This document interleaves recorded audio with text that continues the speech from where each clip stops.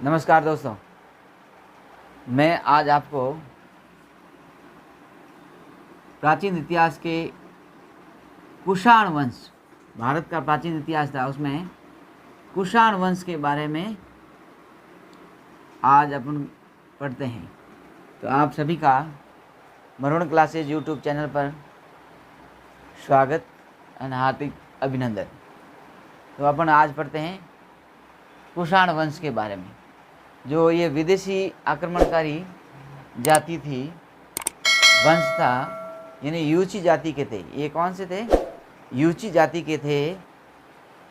तो उसके बारे में अपन अध्ययन करते हैं। तो ये कुषाण कहाँ के थे, कहाँ पर अपना आधिपत्य स्थापित किया था और ये किधर से आए थे, इसके बारे में अपन विस्तृत रूप से अध्ययन करेंगे।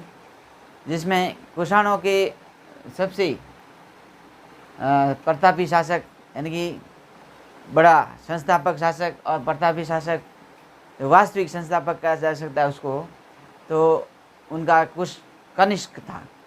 तो कनिष्क के बारे में अपन अध्ययन करेंगे विस्तृत रूप से। उससे पहले ये कहाँ से आए थे और ये कहाँ अपना साम्राज्य स्थापित किया था, तो इसके बारे में अपन विस्तृत रूप से अध्ययन करते हैं। तो अपन पढ़ते हैं कुषाण वंश। कुषाण वंश, कुषाण वंश, कुषाणों ने कहाँ का शासन स्थापित किया था। तो कुषाणों को यूची या तेतरियन भी कहा जाता है। कुषाणों को क्या बोला जाता है? यूची या तेतरियन भी कहा जाता है। यूची कबीला 5 भागों में बट गया था। यूची कबीला कितने भागों में बट गया था? 5 भागों में बट गया था। इन्हीं में से एक कबीला ने भारत के कुछ भागों पर शासन किया था। जो 5 कबीले थे, जो कुषाणा कबीला था, जो कुषाणा समुदाय था, जो यूची जाति के लोग थे, जो कुषाणा समुदाय के थे, वो भारत में आके यहाँ पर शासन करना शुरू कर दिया था। ये मूल रूप से ये चीन के थे, जो पश्चिम सीमा पर ये निवास करते थे। जो चीन से आगे आते हैं और बैक्टीरिया पर अपना साम्राज्य स्थापित कर देते हैं। बैक्टीरिया से धीरे धीरे ये अपने बैक्टीरिया से आगे भारत की ओर आते हैं। तो इनका जो भारत में आने वाला शासक था, वो था पहला कुडुल कडफिसस प्रथम। कुडुल कडफिसस प्रथम, जिसने 15 ईस्वी से 65 ईस्वी तक शासन किया था। ये अपनी जाति के गौरव का संस्थापक था, यानी कि अपनी जाति का क्या था? गौरव का संस्थापक था। इसने दक्षिणी अफगानिस्तान, काबुल, कंधार और पर्थिया के एक भाग को अपने राज्य में मिला लिया था। यानी कि ये दक्षिण अफगानिस्तान वाला क्षेत्र, काबुल वाला क्षेत्र और कंधार वाला क्षेत्र और पर्थिया किसको बोला गया था? पहले ईरान को पर्थिया नाम से जाना जाता था। तो पर्थिया का एक भाग को अपने राज्य में मिला दिया था और इसने वैदिक धर्म का अंगीकार किया था। नहीं, इसने क्या? वैदिक धर्म को अपना लिया था, वैदिक धर्म अपनाया था। किसने? कुडुल कडफिसस प्रथम ने। फिर उसके बाद 65 से 75 ईस्वी तक, यानी कि कुडुल कडफिसस के प्रथम के बाद विम कडफिस द्वितीय ने शासन स्थापित किया था। इन्होंने 10 वर्ष तक शासन किया था, 65 से 75 ईस्वी तक। भारत के एक विशाल क्षेत्र पर इसका राज्य था। ये शैव मत का अनुयायी था, यानी कि इसने शिव जी का बड़ा भक्त होने के नाते ये शिव क्या था? शैव मत अनुयायी बन गया था। इनकी कुछ मुद्राओं पर त्रिभुज, त्रिशूलधारी, व्याघ्र शर्माग्राही और नंदी अभिमुख भगवान शिव की आकृति अंकित है। इसने भारत में पहली बार अपने सोने के सिक्के चलाए थे। तो इम्पोर्टेंट ये है कि इसने क्या किया था? भारत में पहली बार सिक्कों को चलाने वाला राजा कौन था? कुषाण शासक विड कडफिसस यानी कि विड कडफिस द्वितीय ने भारत में सबसे पहले सोने के सिक्के चलाए थे। ये इसमें इम्पोर्टेंट है। फिर इसके बाद कुषाण वंश का सबसे प्रमुख शासक तो हुआ था कनिष्क।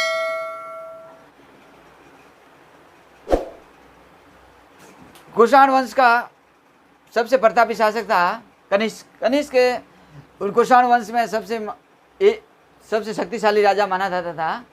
परंपरा के अनुसार इसके समय में कश्मीर के कुंडल वन में आचार्य पार्श्व की अध्यक्षता में चौथी बौद्ध संगीति संपन्न हुई थी।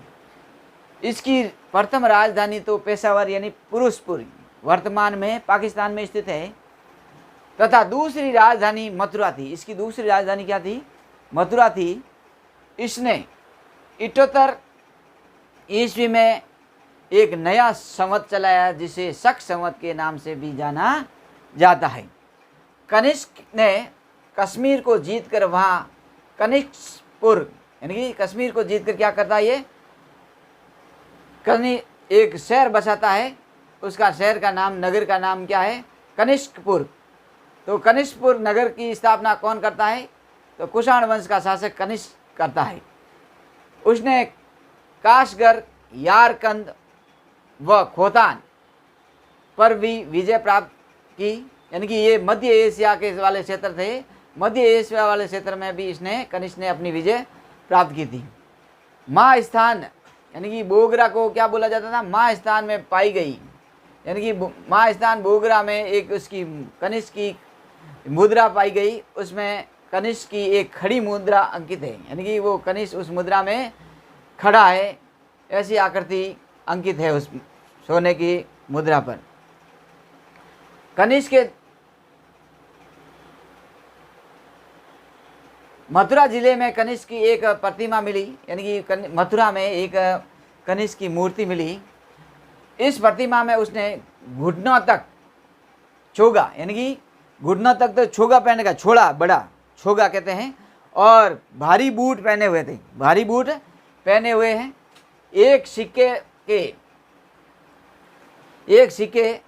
एक तांबे के सिक्के पर कनिष्क को वेदी पर बलि देते हुए दिखाया गया, यानी कि पशुओं को बलि भी देते थे, यानी कि उन पशु बलि में भी विश्वास करते थे। तो एक सिक्के पर कनिष्क को एक वेदी पर, यानी कि एक यज्ञ वेदी पर एक बलि देते हुए दिखाया गया है। किस पर? सिक्के पर। कनिष्क के दरबार में पार्श्व वसुमित्र, अश्वघोष जैसे बौद्ध विचारक, नागार्जुन जैसे प्रख्यात गणितज्ञ और चरक जैसे चिकित्सक विद्वान थे। यानी कि इनके कनिष्क के शासन काल में 9 रत्नों में से, जैसे 9 रत्न हुए थे चंद्रगुप्त द्वितीय, विक्रमादित्य के शासन में, तो उसी तमार कनिष्क के दरबार में बहुत बड़े विद्वान रहते थे। पार्श्व वसुमित्र, अश्वघोष जैसे ये थे बौद्ध विचारक थे। नागार्जुन जैसे प्रख्यात क्या थे? गणितज्ञ थे। और चरक जैसे इसके बड़े चिकित्सक थे, यानी कि उस समय चिकित्सक हुआ करते थे चरक। ये कनिष्क के शासन राज दरबार में रहते थे। बौद्ध धर्म की महायान शाखा का उद्भव और प्रचार कनिष्क के समय ही हुआ था, यानी कि बौद्ध संगीति हुई थी, चौथी बौद्ध संगीति प्रथम ईस्वी में। उस समय चौथी बौद्ध संगीति हुई थी जो कनिष्क के शासन काल में हुई थी, और उस समय कश्मीर के कुंडलवन में हुआ था। तो उसी समय बौद्ध धर्म 2 भागों में बट गया था, हीनयान और महायान। हीनयान शाखा जो बौद्ध धर्म भगवान बुद्ध को एक दार्शनिक मानते थे, और महायान शाखा थी जो कि भगवान बुद्ध को देवता तुल्य, यानी कि देवता के रूप में पूजने योग्य माना गया था। तो कनिष्क ने उस बौद्ध समिति में महायान शाखा पर का सबसे श्रेष्ठ और बताया था। तो बौद्ध धर्म की महायान शाखा का उद्भव और प्रचार कनिष्क के समय ही हुआ था। उत्तर भारत में कुषाण शासकों की सत्ता लगभग 230 ईस्वी तक बनी रही। इस समय रोम से भारत का व्यापार काफ़ी लाभप्रद स्थिति में था, जिसे जिससे भारत की आर्थिक समृद्धि आई थी। यानी कि उस समय मध्य एशिया वाले क्षेत्र में और रोम तक, इटली थे, यानी कि यूरोप तक भारत का साम्राज्य स्थापित हो गया था। तो यूरोपीय और यानी कि यवनों और भारतीयों के बीच में व्यापारिक कोटियाँ स्थापित हो चुकी थी और व्यापारिक कोटियाँ होने के नाते भारत एक समृद्धशाली राज्य बन गया था। ये देखो शासक है कनिष्क, ये जो कुषाण वंश का सबसे प्रतापी शासक था कनिष्क का ये शासन है। उस समय वो जो शासन किया था उसका कनिष्क का चित्र है। और जो कुषाण शासकों के द्वारा सिक्के चलाए गए थे, जो आपको ये सिक्के नज़र आ रहे होंगे,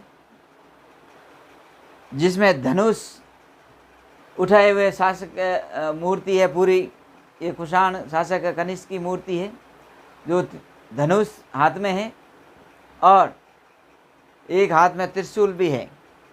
तो कुछ राजा, कुषाण वंश के कुछ राजा वैदिक धर्म से थे, कुछ राजा शैव मत से थे और कुषाण वंश के कनिष्क जैसे बौद्ध धर्म को अपना लिया था। और उसी समय चौथी बौद्ध संगति हुई थी कुंडलवल कश्मीर में। और मैं आपको मानचित्र बता रहा हूँ। मानचित्र से जो ये कुषाण वंश ने शासन स्थापित किया था, ये कुषाण इधर चीन से आए थे। चीन से आने के बाद ये इधर आए बैक्टीरिया वाले क्षेत्र में, यानी कि बैक्टीरिया वाले क्षेत्र में आए थे। और कुछ शासकों ने बैक्टीरिया पर शासन स्थापित किया और फिर पर्सिया और दक्षिणी अफगानिस्तान, कंधार होते हुए काबुल में पहुँचे। और धीरे धीरे ये क्या हुआ है, तक्षशिला तक पहुँच जाते हैं और अपनी राजधानी स्थापित करते हैं। कनिष्क जैसे वास्तविक संस्थापक था, उसने अपनी राजधानी पेशावर यानी कि पुरुषपुर वर्तमान पाकिस्तान में है, फिर अपनी आगे बढ़ाता है अपना क्षेत्र। ये लाल लाइन आपको दिख रही होगी, इस लाल लाइन का वाला क्षेत्र ये कनिष्क के शासन काल में अधिपत्य स्थापित था। तो ये कश्मीर, फिर ये मथुरा तक अपनी राजधानी बनाता है। मथुरा से ये कश्मीर की ओर चला जाता है और कश्मीर में अपना साम्राज्य स्थापित करके वहाँ एक बौद्ध संगति, बड़ी चौथी बौद्ध संगति स्थापित की थी। तो 230 ईस्वी तक कुषाणों ने अपना साम्राज्य स्थापित किया था। कुषाण शासकों के समय यूरोपीय यानी कि रोम तक अपना व्यापार होता था और यहाँ से कहीं वहाँ से सोना आता था, यहाँ गरम मसाला वगैरह विदेशों में जाता था, जिससे कि भारत की आर्थिक स्थिति बहुत समृद्धशाली हो गई थी। तो इस प्रकार अपने कुषाण वंश के बारे में आज अध्ययन किया था। और कुषाणों ने जहाँ जहाँ शासन स्थापित किया था, ये अपन मानचित्र के द्वारा और जो सिक्कों के और जो प्रमुख शासक था कनिष्क का चित्र के से आप अध्ययन करोगे तो आपको आसानी से याद हो जाएगा। तो आज का वीडियो अपने किस वंश के बारे में था? कुषाण वंश के बारे में था। तो कुषाणों ने जो शासन स्थापित किए, प्रमुख राजा हुए थे, उनके बारे में अध्ययन किया था। और मरवन क्लासेस का वीडियो आपको अच्छा लगे तो लाइक करें, सब्सक्राइब करें और ज़्यादा से ज़्यादा शेयर करें। प्रतियोगिता परीक्षाओं के लिए बहुत उपयोगी होगा। जो कि प्राचीन भारतीय इतिहास के अंतर्गत जो प्रश्न पूछे जाते हैं वो मैंने आज आपको अध्ययन कराया था। तो सभी का मरवन क्लासेस यूट्यूब चैनल पर सभी का धन्यवाद। Thank you.